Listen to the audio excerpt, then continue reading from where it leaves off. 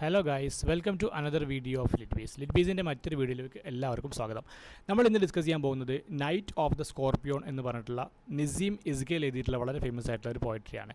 Okay, അപ്പോൾ ഈ ഒരു കവിത അതിൻ്റെ അർത്ഥങ്ങൾ, അതുപോലെ തന്നെ അതിൻ്റെ ലൈൻ ബൈ ലൈൻ അനാലിസിസ് മാത്രമല്ല പ്രധാനപ്പെട്ട തീമുകൾ തുടങ്ങിയിട്ടുള്ള കാര്യങ്ങളാണ് നമ്മൾ ഇന്നത്തെ ഈ ഒരു വീഡിയോയിൽ ഡിസ്കസ് ചെയ്യുന്നത്. ആദ്യമായിട്ട് നമ്മൾ നസീം ഇസ്ഗേലിനെ കുറിച്ച് എന്ന് ജസ്റ്റ് പരിചയപ്പെടാം. ഏറ്റവും ഇമ്പോർട്ടൻ്റ് ആയിട്ട് നമ്മൾ ശ്രദ്ധിക്കേണ്ട ഒരു കാര്യം എന്ന് പറഞ്ഞാൽ ഇദ്ദേഹം ഇന്ത്യൻ ഇംഗ്ലീഷ് റൈറ്റിങ്സിൽ അല്ലേ, മോഡേൺ ഇന്ത്യൻ ഇംഗ്ലീഷ് പോയട്രിയിൽ ഇത്രയധികം ഫേമസ് ആയിട്ടുള്ള ഒരു വ്യക്തി ഉണ്ടോ എന്ന് സംശയമാണ്. അപ്പോൾ അത്രയും അധികം കോൺട്രിബ്യൂഷൻസ് നൽകിയിട്ടുള്ള ഒരു വ്യക്തിയാണ് നസീം ഇസ്ഗേൽ എന്ന് പറയുന്നത്. ഇദ്ദേഹം 1924 ബോംബെയിലാണ്, ഇന്ന് നമ്മൾ മുംബൈ എന്ന് വിളിക്കുന്ന ബോംബെയിലാണ് ഇദ്ദേഹത്തിൻ്റെ ജനനം. ഒരു ജൂയിഷ് ഫാമിലിയിലാണ് ശരിക്കും അദ്ദേഹം ജനിക്കുന്നത്. മാത്രമല്ല 2004 എന്ത് ചെയ്യുന്നത്, മുംബൈ തന്നെ അദ്ദേഹം മരണപ്പെടുകയും ചെയ്യുന്നുണ്ട്. ഇദ്ദേഹത്തിൻ്റെ പ്രൊഫഷൻ എന്ന് പറഞ്ഞാൽ പോയറ്റാണ്, പ്ലെയറൈറ്റാണ്, ക്രിട്ടിക്കാണ്, എഡ്യൂക്കേറ്ററാണ്, അല്ലേ, ഒരു അധ്യാപകൻ കൂടിയായിരുന്നു. നസീം ഇസ്ഗേൽ എന്നുള്ളത് considered one of the founding fathers of the modern English poetry എന്നുള്ളത് തന്നെ നമുക്ക് പറയാൻ പറ്റും. കാരണം ഇൻഡിപെൻഡൻസിന് ശേഷമൊക്കെ മോഡേൺ ഇന്ത്യൻ ഇംഗ്ലീഷ് പോയട്രിയുടെ ഫൗണ്ടിങ് ഫാദേഴ്സായിട്ട് നമ്മൾ ഗണിക്കുന്ന ഒരാൾ കൂടിയാണ് നസീം ഇസ്ഗേൽ എന്നുള്ള നമ്മുടെ പോയറ്റ്. മാത്രമല്ല ഇദ്ദേഹത്തിൻ്റെ റൈറ്റിങ്സിൽ വളരെ സിമ്പിളായിട്ടുള്ള, വളരെ ക്ലിയർ ആയിട്ടുള്ള, അല്ലേ, ഭയങ്കര റിച്ച് ഐറണി, വിറ്റൊക്കെ ഉൾക്കൊണ്ടിട്ടുള്ള അത്രയും സിമ്പിളായിട്ടുള്ള പോയട്രിയാണ് അദ്ദേഹം എന്ത് ചെയ്യുന്നത്, കൊണ്ടുവരുന്നത്. മാത്രമല്ല പലപ്പോഴും നമുക്ക് ഭയങ്കര കൺവെർസേഷണൽ ലെവലിൽ തന്നെ ഒരു സംഭാഷണം പോലെ നമുക്ക് മനസ്സിലാക്കാൻ പറ്റുന്ന രീതിയിലാണ് അദ്ദേഹത്തിൻ്റെ കവിതകളുള്ളത്. ഇന്ത്യൻ തീമുകൾ വരുന്നുണ്ട്. മാത്രമല്ല പിന്നെ വെസ്റ്റേൺ പോയറ്റിക് ഫോംസ് കൂടി ഉൾക്കൊള്ളിച്ചിട്ടാണ് അദ്ദേഹത്തിൻ്റെ പ്രധാനപ്പെട്ട കവിതകളൊക്കെ വരുന്നത് എന്നുള്ളത് നമുക്ക് മനസ്സിലാക്കാം. ഇനി പ്രധാനപ്പെട്ട വർക്കുകൾ നോക്കുകയാണെന്നുണ്ടെങ്കിൽ എ ടൈം ടു ചേഞ്ച് 1952 അദ്ദേഹം പ്രൊഡ്യൂസ് ചെയ്യുന്ന അദ്ദേഹത്തിൻ്റെ ഫസ്റ്റ് കളക്ഷൻ ഓഫ് പോയംസ് ആണ് എ ടൈം ടു ചേഞ്ച് എന്നുള്ളത്. പിന്നെ അതുപോലെ തന്നെ 1953 60 പോയിംസ് വരുന്നുണ്ട്. 1960 the unfinished man, very famous unfinished man വരുന്നുണ്ട്. 1965 ദ എക്സാക്ട് നെയിം. അതുപോലെ തന്നെ 1976 ഹൈംസ് ഇൻ ദ ഡാർക്ക്നെസ് വരുന്നുണ്ട്.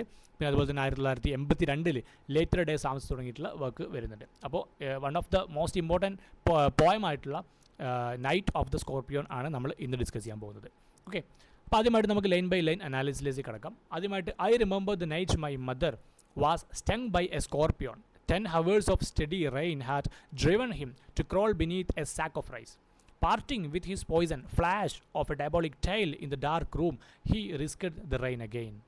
അപ്പോൾ ഈ ഒരു തുടക്കം, ഈ ഒരു ലൈൻ തന്നെ നമുക്ക് ജസ്റ്റ് നോക്കിയാൽ മതി. എത്ര സിമ്പിളായിട്ടാണ് ഒരു ഇവൻറ്റിനെ അദ്ദേഹം വിശദീകരിക്കുന്നത്, അല്ലേ. അപ്പോൾ ഒരു നൈറ്റിനെ കുറിച്ച് ഇങ്ങനെ ഓർക്കുകയാണ്. ആ നൈറ്റിൽ എന്ത് ചെയ്തിട്ടുണ്ട്, തൻ്റെ അമ്മയെ ഒരു സ്കോർപ്പിയോൺ എന്ത് ചെയ്തിട്ടുണ്ട്, നമ്മൾ തേള് എന്നൊക്കെ വിളിക്കുന്ന, അല്ലേ, സ്കോർപ്പിയോൺ എന്ത് ചെയ്തിട്ടുണ്ട്, കുത്തിയിട്ടുണ്ട്. ഈ സ്കോർപ്പിയോൺ കുത്തിയതിനു ശേഷം ഒരു 10 മണിക്കൂർ, അല്ലേ, 10 മണിക്കൂറോളം സ്റ്റഡി റെയിൻ ഉണ്ടായിട്ടുണ്ട് പുറത്ത്, അല്ലേ, പുറത്തിങ്ങനെ മഴ തിമിർത്ത് പെയ്യാണ്. അപ്പോൾ ആ സമയത്താണ് നമ്മുടെ ഈ തേൾ എന്ത് ചെയ്യുന്നത്, മെല്ലെ പുറത്തുനിന്ന് ഇഴഞ്ഞിഴഞ്ഞുകൊണ്ട് വീട്ടിൻ്റെ ഉള്ളിലേക്ക് വന്ന് ഒരു അരിച്ചാക്കിൻ്റെ അടിയിൽ പോയിട്ട് ഒളിച്ചിരിക്കുന്നത്. അങ്ങനെ അവിടേക്ക് അരി എടുക്കാൻ വന്ന അമ്മയെ എന്ത് ചെയ്യാണ്, ഈ ഒരു തേൾ കുത്തുകയാണ്. അങ്ങനെ തേൾ കുത്തിയതിന് ശേഷം വളരെ പെട്ടെന്ന് തന്നെ എന്ത് ചെയ്യുന്നുണ്ട്, മറഞ്ഞു പോകുന്നുണ്ട്, അല്ലേ. ആ തേളിനെ പിന്നെ കാണുന്നില്ല. ആ ഒരു തേളിനെ കുത്തി ഉടനടി തന്നെ അത് എന്ത് ചെയ്യുന്നുണ്ട്, തിരിച്ച് അത് പുറത്തേക്ക് തന്നെ ഓടി രക്ഷപ്പെടുന്നുണ്ട്. അപ്പോൾ ഈ ഒരു സ്റ്റാൻഡ്, ഇതിന് തുടക്കം തന്നെ നോക്ക്, ഇതിൻ്റെ ടോൺ എന്ന് പറഞ്ഞാൽ, അല്ലേ, ഒരു സെൻട്രൽ ഇൻസിഡൻറ്റിനെ നമ്മൾ വളരെ സിമ്പിളായിട്ട് പറഞ്ഞു വെക്കുകയാണ്. എന്നിട്ട് ഒരു സെൻസറി ഡീറ്റെയിൽ കൊടുക്കുന്നുണ്ട്, അല്ലേ. ഏറ്റവും തുടക്കത്തിൽ നമുക്ക് നസീം ഇസ്ഗേലിൻ്റെ കവിതകളൊക്കെ കാണാൻ പറ്റുന്ന ഒരു പ്രത്യേകതയാണ്. ഭയങ്കര നമുക്ക് എത്രയും പെട്ടെന്ന് കണക്ട് ചെയ്യാൻ പറ്റുന്ന, നമ്മുടെ സെൻസുകൾക്ക് അത്രയും കണക്ട് ചെയ്യാൻ പറ്റുന്ന രീതിയിലാണ് കൊടുത്തിട്ടുള്ളത്. സെൻസറി ഡീറ്റെയിൽ, ഇപ്പോൾ മഴ വരുന്നുണ്ടല്ലേ, സാക്ക് ഓഫ് റൈസ് വരുന്നുണ്ട്, നമ്മുടെ വീട്ടിലൊക്കെ കാണുന്ന സംഗതികളാണ്. അപ്പോൾ ഭയങ്കര റിയലിസ്റ്റിക് ആയിട്ടുള്ള ഒരു സ്റ്റാർട്ടിങ്ങിനാണ് കൊടുത്തിട്ടുള്ളത്. മാത്രമല്ല എങ്ങനെയാണ് നാച്ചർ എന്നുള്ളത് ഒരു ഡിസ്റ്റർബ് ദ നാച്ചുറൽ ഓർഡർ, അല്ലേ.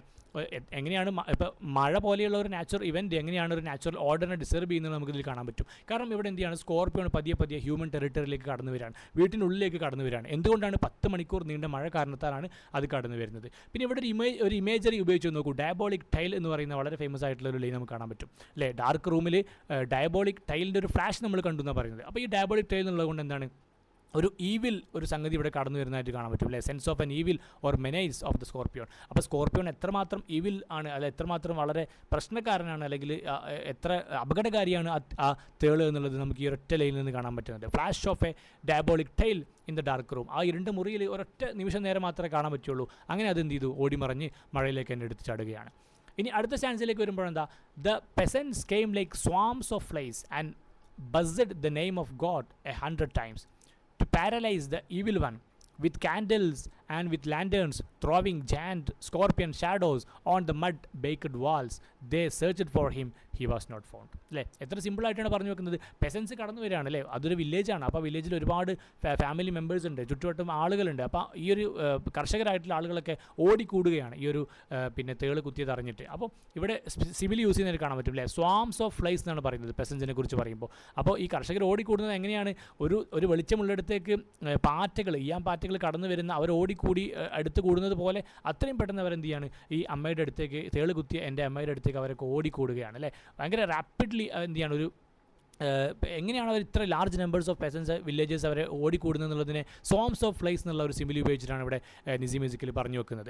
മാത്രമല്ല അവർ ഒരുപാട് പിന്നെ ചാൻറ്റിങ് ചെയ്യുന്നുണ്ട് അല്ലേ, അവരുടെ സൂപ്പർസ്റ്റിഷൻസ് ഇവിടെ നമുക്ക് കാണാൻ പറ്റും. കാരണം ഒരുപാട് റിലീജിയസ് ബിലീഫ് വെച്ച് പുലർത്തുന്ന ഫാമേഴ്സാണ്. അപ്പോൾ അവരെന്ത് ചെയ്യുന്നുണ്ട്, പല പിന്നെ കാര്യങ്ങളും അവരിങ്ങനെ ചൊല്ലിക്കൊണ്ടിരിക്കുന്നുണ്ട് അല്ലേ, അവർ ദൈവത്തെ വിളിച്ച് പ്രാർത്ഥിച്ചുകൊണ്ടിരിക്കുന്നുണ്ട്. അപ്പോൾ ഇതൊക്കെ നമുക്ക് റൂറൽ കമ്മ്യൂണിറ്റിയിൽ ഇന്ത്യയിൽ കാണാൻ പറ്റുന്ന അവരുടെ റിലീജിയസ് ബിലീഫ് ഇതിലൂടെ നമുക്ക് എന്ത് ചെയ്യുന്നുണ്ട്, പറഞ്ഞു വെക്കുന്നുണ്ട്.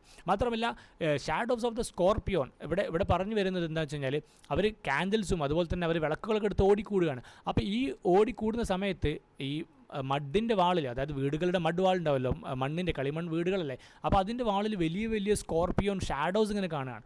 അപ്പോൾ ഇത് ഭയങ്കര ഒരു ഫിയർ ആൻഡ് മിസറി ഇവിടെ ഉണ്ടാക്കിയെടുക്കുന്നുണ്ട് അല്ലേ. കാരണം ആളുകൾ ലേറ്റ് പിടിച്ചിട്ട് ഇങ്ങനെ ഓടിക്കൂടുമ്പോൾ ചുറ്റുവട്ടത്തിലുള്ള ആളുകളുടെ തന്നെ നിഴലുകൾ ഈ വലിയ വലിയ മഡ്വാളിൽ പതിയുമ്പോൾ അത് വളരെ വലിയൊരു ഫ്രൈറ്റനിങ് മൊമെൻ്റ് ആയിട്ട് അവിടെ മാറുന്നുണ്ട്. കാരണം ഇത്രയും ആളുകൾ ഒരുമിച്ച് വരികയാണ്, അവരുടെ കയ്യിൽ ലൈറ്റുകളുണ്ട്. അപ്പോൾ ഈ നിഴലുകൾ നമ്മുടെ മഡിൻ്റെ ചെളിവാതിലിൽ പതിയുമ്പോൾ അതുതന്നെ എന്ത് ചെയ്യാണ്, ഒരു വളരെ വലിയൊരു ഭീതിതമായിട്ടുള്ള ഒരു ഫിയർ ആൻഡ് മിസറി അവിടെ ഉണ്ടാക്കുന്നതായിട്ട് കാണാൻ പറ്റും. മാത്രമല്ല അവർക്ക് ഈ തെരച്ചിലിനൊടുവിൽ അവർക്ക് എന്ത് ചെയ്യാൻ പറ്റുന്നില്ല, കാണാൻ പറ്റുന്നില്ല, എവിടെയാണ് ഈ ഒരു തേള് പോയത് എന്നുള്ളത് കാണാൻ പറ്റുന്നില്ല. അപ്പോൾ ഈ ഒരു അവസരത്തിലും അല്ലേ ഈ സെർച്ചൊക്കെ ഫ്യൂട്ടിലായി പോയി അല്ലേ, ഒരുപാട് നേരം അവർ തിരഞ്ഞു പക്ഷേ കാണാൻ പറ്റുന്നില്ല. അപ്പോൾ ഇപ്പോഴും ആ ഒരു ഇവിലിൻ്റെ പ്രസൻസ് അവിടെ അവർ കാണുകയാണ്.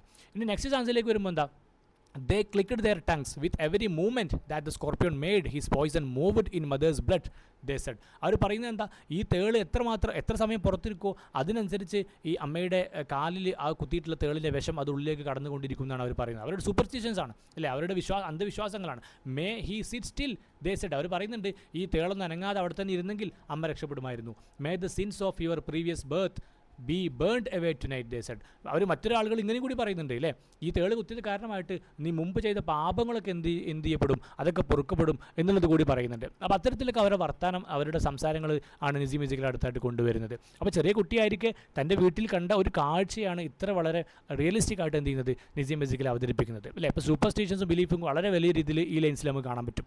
അപ്പോൾ എങ്ങനെയാണ് സ്കോർപ്പിയൻ്റെ ആക്ഷൻസ് ഇപ്പോഴും ആ സ്കോർപ്പിയൻ കുത്തിയ വിക്ടിമിനെ എങ്ങനെയാണ് ബാധിക്കുക എന്നുള്ളത് അവർ ഇവിടെ പറഞ്ഞു വെക്കുന്നുണ്ട്. മാത്രമല്ല പിന്നെ കർമ്മ, ഒരു റീഇൻകാർണേഷൻ്റെ ഒരു ഐഡിയ കൂടി ഇവിടെ കടന്നു വരുന്നതിൽ കാണാൻ പറ്റും. കാരണം മുമ്പ് ചെയ്ത പാപങ്ങൾക്ക് പകരമായിട്ടാണ് നമുക്ക് ഇവിടെ ഒരു സ്കോർപ്പിയോൻ്റെ കുത്തി കിട്ടിയിട്ടുള്ളത്. അപ്പോൾ ഈ പെയിൻ ഈ ഒരു വേദന നമ്മൾ എത്രമാത്രം സഫർ ചെയ്യുന്നോ അതിനനുസരിച്ച് നമുക്കൊരു സ്പിരിച്വൽ ക്ലീൻസിങ് അല്ലെങ്കിൽ അതുകൂടി നമുക്ക് നമ്മുടെ സോളിലേക്ക്, നമ്മുടെ ബോഡിയിലേക്ക് കടന്നു വരും എന്നുള്ള കാര്യങ്ങൾ കൂടി വില്ലേജേഴ്സ് പറഞ്ഞു വെക്കുന്നതായിട്ട് നമുക്ക് കാണാൻ പറ്റും. അപ്പോൾ നമുക്കുള്ള പാസ്റ്റ് ഡീഡ്സ്, നമ്മൾ ചെയ്ത കുറ്റങ്ങൾക്കുള്ള പണിഷ്മെൻറ്റാണ് നമുക്ക് കിട്ടിയിട്ടുള്ളത് എന്നുള്ളൊരു സൂപ്പർസ്റ്റിഷൻ കൂടി കടന്നു വരുന്നു.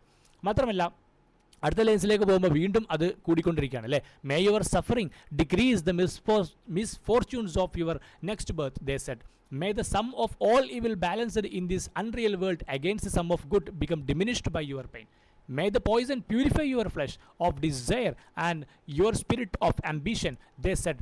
They sat around on the floor with my mother in the center, the peace of understanding on each face. അപ്പോൾ വീണ്ടും ആ സൂപ്പർസ്റ്റിഷൻസ് ഇങ്ങനെ കടന്നു പോകുന്നതായിട്ട് നമുക്ക് കാണാൻ പറ്റില്ലേ. അവർ പറഞ്ഞുകൊണ്ടിരിക്കുകയാണല്ലേ ഒരുപാട് ഇല്ലേ, ഈ സഫറിങ് ഇങ്ങനെ സഫറിങ് കൂടി വരികയാണ്. അപ്പോൾ ഇതെന്താണ്, നിനക്ക് നെക്സ്റ്റ് ബർത്തിൽ അടുത്തൊരു ജന്മത്തിലെങ്കിലും നിനക്ക് എന്ത് കിട്ടാൻ സാധ്യതയുണ്ട്, നീ രക്ഷപ്പെടാൻ സാധ്യതയുണ്ട് അവർ പറയാണ്. മാത്രമല്ല ഈ ഒരു ഇത്രയധികം എവിൽസ് ഇവിടെ കൂടിയിട്ടുണ്ട്. അപ്പോൾ ഇതൊക്കെ എന്താണ്, പിന്നെ എത്രമാത്രം നീ നല്ല കാര്യങ്ങൾ ചെയ്തിട്ടുണ്ടോ അല്ലേ. അപ്പോൾ ആ ഒരു സംഭവങ്ങളൊക്കെ അതിനൊക്കെയുള്ള ഒരു പ്രതിഫലനമായിട്ടായിരിക്കും ചിലപ്പോൾ ഈ ഒരു പെയിന് അത് ആയി മാറും അല്ലേ. ഇത്ര വേദന നീ സഹിക്കുന്നുണ്ടല്ലോ, അപ്പോൾ അത് കാരണമായിട്ട് നിനക്ക് എന്ത് ചെയ്യാൻ സാധ്യതയുണ്ട്, ഒരുപാട് പിന്നെ സം ഓഫ് ഗുഡ് തിങ്സ് നിനക്ക് കിട്ടാൻ സാധ്യതയുണ്ട്. അപ്പോൾ അത് കാരണമായിട്ട് ഒരുപാട് നിൻ്റെ പിന്നെ പ്രശ്നങ്ങൾ അതല്ലെങ്കിൽ ഒരുപാട് നിൻ്റെ ബാഡ് ഡീഡ്സ് അതൊക്കെ പ്യൂരിഫൈ ആവാൻ സാധ്യതയുണ്ട്. അങ്ങനെയൊക്കെ അവർ പറഞ്ഞുകൊണ്ടിരിക്കുകയാണ് അല്ലേ.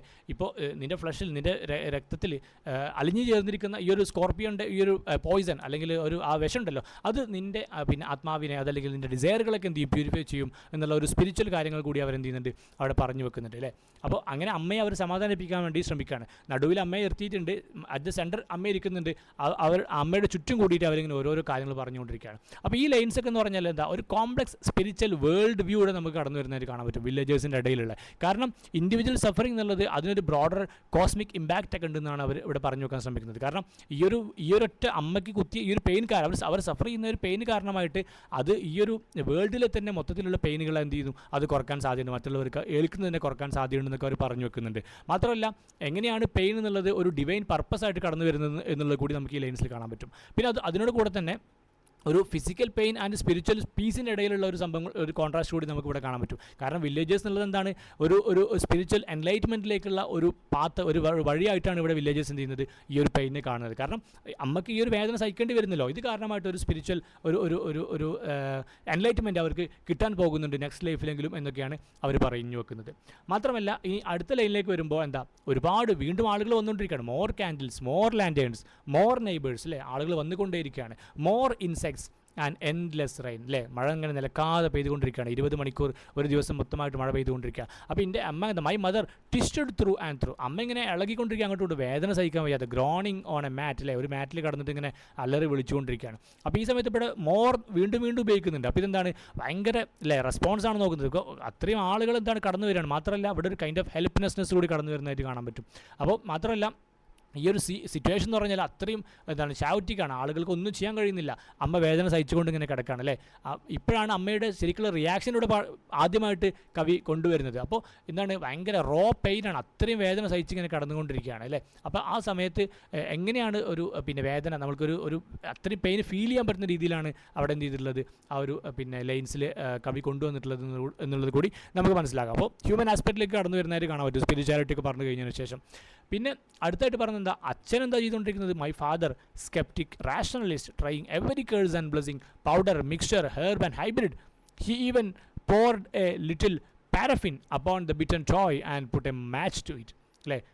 എൻ്റെ അച്ഛൻ എന്ന് പറഞ്ഞാൽ എന്താ, ഭയങ്കര സ്കെപ്റ്റിക്കാണ്, ആൾ റാഷണലിസ്റ്റാണ്, ഇത്തരം സൂപ്പർസ്റ്റിഷനിൽ വിശ്വാസമില്ലാത്ത ആളാണ്. പക്ഷേ അദ്ദേഹം എന്ത് ചെയ്യാണ്, ഒരവസരത്തിൽ അദ്ദേഹം ഈവൻ പൗഡറും മിക്സറും ഹെർബും ഹൈബ്രിഡും തുടങ്ങിയിട്ടുള്ള എല്ലാ സാധനങ്ങളും എടുത്ത് കൊണ്ടുവരികയാണ്, എങ്ങനെയെങ്കിലും ഈ വേദന ഒന്ന് ശമിക്കാൻ വേണ്ടി. അദ്ദേഹം എന്തുകൂടി ചെയ്യുന്നുണ്ട്, ഒരു പാരഫിൻ്റെ ഒരു ബോക്സ് എടുത്തുകൊണ്ട് അത് ഈ ഒരു അമ്മയുടെ ഈ ഒരു തേള് കുത്തിയ ഭാഗത്ത് ഇട്ടുകൊണ്ട് അതിന് മുകളിലൊരു മാച്ച് കൂടി വരച്ചിട്ട് എന്ത് ചെയ്യുന്നുണ്ട്, ഇടുന്നുണ്ട്. അപ്പം അത് ബേണായി പോകാൻ വേണ്ടിയിട്ട്. അപ്പോൾ ഈ അർത്ഥത്തിൽ അദ്ദേഹം എത്ര റാഷണലാണ്, എത്ര സയൻറ്റിഫിക് ആണെന്നുണ്ടെങ്കിലും അദ്ദേഹം കൂടി എന്ത് ചെയ്യാണ്, ആ ഒരു അവസരത്തിൽ ഈ ഒരു ഇത്തരം കാര്യങ്ങളൊക്കെ ചെയ്യാൻ വേണ്ടി മുതിരയാണെന്നുള്ളത് കൂടി ഇവിടെ മനസ്സിലാക്കുക, അല്ലേ. എങ്ങനെയാണ് ക്രൈസിസ് ഓഫ് ദ പീപ്പിൾ സംഭവിക്കുന്നത്, അവർ എത്ര സ്ട്രിക്റ്റ് ബിലീഫ് വെച്ച് നിൽക്കുന്ന സമയത്താണെന്നുണ്ടെങ്കിലും ഇത്തരം സംഭവങ്ങൾ ഇത്തരം പ്രശ്നങ്ങൾ നേരിടുന്ന സമയത്ത് എങ്ങനെയാണ് അവരുടെ ഉള്ളിലൊരു ക്രൈസിസ് ഉണ്ടാകുന്നത് എന്നുള്ളതിനെയാണ് ഈ വരികൾ കാണിക്കുന്നത്, അല്ലേ. അപ്പോൾ ഇവിടെ നോക്ക്, അച്ഛൻ്റെ ഒരു സിറ്റുവേഷൻ തന്നെ അങ്ങനെയാണ്, അല്ലേ. കാരണം ഹെൽപ്ലെസ്നെസ് ആണ്, ഒന്നും ചെയ്യാൻ കഴിയുന്നില്ല, അത് കാരണമായിട്ടുണ്ടായി വരുന്ന റിയാക്ഷൻസ് ആണ്. മാത്രമല്ല ഇറ്റ് ഈസ് ടോക്കിംഗ്, അല്ലേ, ഈ realistic depiction of the traditional healing method എല്ലാം ഉപയോഗിക്കുന്നുണ്ട്, പൗഡറോ മിക്സറോ അല്ലെങ്കിൽ ഹെർബുകളോ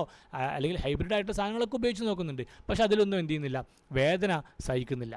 അപ്പോൾ ഇത്തരത്തിലുള്ള ഒരു സംഗതിയാണ് അച്ഛൻ്റെ റിയാക്ഷനായിട്ട് നമുക്ക് കാണാൻ പറ്റുന്നത്. അപ്പോൾ സയൻസും സൂപ്പർസ്റ്റിഷനും തമ്മിലുള്ള ഒരു ഫ്യൂഷൻ ഇവിടെ നമുക്ക് അച്ഛനിൽ കാണാൻ പറ്റുന്നുണ്ട്. അത് കഴിഞ്ഞ് നോക്കുമ്പോൾ എന്താ, I watched the flame feeding on my mother. I watched the holy man perform his rites to tame the poison with an incantation. After 20 hours it lost it sting, അല്ലേ. ഇതേ സമയത്ത് അച്ഛൻ്റെ ഒരു സയൻറ്റിഫിക് ആയിട്ടുള്ള അല്ലെങ്കിൽ ഹൈബ്രിഡ് ആയിട്ടുള്ള സംഗതികൾ തുടരുന്ന സമയത്ത് തന്നെ ആ സമയത്ത് അവിടെ ആരും വന്നിട്ടുണ്ട്, നമ്മുടെ ഒരു ഹോളി മാൻ വന്നിട്ടുണ്ട്, അല്ലേ, ഒരു പാതിരി പോലെയുള്ള ഒരാൾ വന്നിട്ടുണ്ട്. അദ്ദേഹം എന്ത് ചെയ്യാണ്, ഈ അമ്മയുടെ വിഷമറക്കാൻ വേണ്ടിയിട്ടുള്ള കാര്യങ്ങൾ ചെയ്തുകൊണ്ടിരിക്കുകയാണ്, അല്ലേ. ഫ്ലെയിംസ് നടന്നുണ്ട്, ഒരുപാട് തീനാളങ്ങൾ അവിടെ കാണാൻ പറ്റുന്നുണ്ട്. അപ്പോൾ ഇതൊക്കെ സൂചിപ്പിക്കുന്നത് എന്താ, അല്ലേ, ഇപ്പോഴാണ് ഡയറക്റ്റായിട്ട് നസീം ഇസ്ഗിൽ കാണുന്ന കാഴ്ചകൾ ഇങ്ങനെ എന്ത് ചെയ്താണ്, വളരെ ക്ലിയർ ആയിട്ട് ഇങ്ങനെ പിക്ചറൈസ് ചെയ്ത് പറഞ്ഞുകൊണ്ടിരിക്കുകയാണ്, അല്ലേ. അപ്പോൾ ഇതൊക്കെ നടന്നുകൊണ്ടിരിക്കുന്ന സമയത്ത് സൂപ്പർസ്റ്റിഷൻ്റെ ഒരു ഭാഗം നടക്കുന്നുണ്ട്, സയൻറ്റിഫിക് ആയിട്ടുള്ള മെത്തേഡ്സ് ഒരു ഭാഗം നടക്കുന്നുണ്ട്.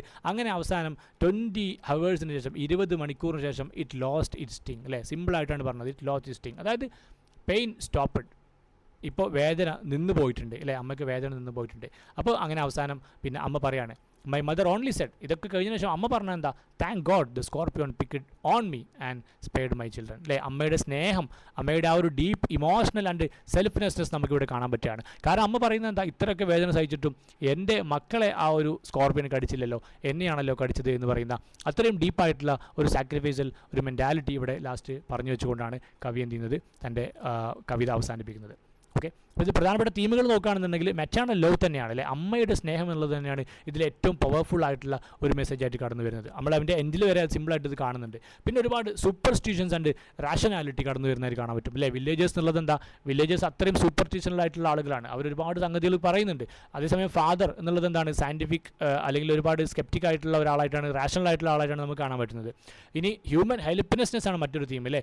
എത്ര ബിലീഫോ എത്ര റെമഡീസ് ഉണ്ടെന്നുണ്ടെങ്കിലും പോയിസൺ പോലെയുള്ള സംഗതി വന്നു കഴിഞ്ഞാൽ അവിടെ ആളുകൾ നേരിടുന്ന, മനുഷ്യന്മാർ നേരിടുന്ന പിന്നെ ഹെൽപ്ലെസ്, നിസ്സഹായത ഇതിൽ വളരെ വലിയൊരു തീമാണ്. പിന്നെ കമ്മ്യൂണിറ്റി ആൻഡ് കൾച്ചർ അല്ലേ, ഇതിൽ ഇന്ത്യൻ റൂറൽ ലൈഫിനെ വളരെയധികം നല്ല രീതിയിൽ തന്നെ ഇതിൽ പിക്ചറൈസ് ചെയ്ത് വെച്ചിട്ടുണ്ട്. അവരുടെ ബിലീഫ് സിസ്റ്റംസ്, അവരുടെ കമ്മ്യൂണൽ സപ്പോർട്ട്, വില്ലേജേഴ്സ് ഓടിക്കൂടുന്നത് തുടങ്ങിയിട്ടുള്ള ഒരുപാട് സംഗതികൾ നമുക്കിതിൽ കാണാൻ പറ്റുന്നുണ്ട്. ഓക്കെ, അപ്പോൾ ഇതാണ് നൈറ്റ് ഓഫ് സ്കോർപ്പിയോൻ്റെ ഒരു ഷോർട്ട് സമ്മറി ആൻഡ് അനാലിസിസ്.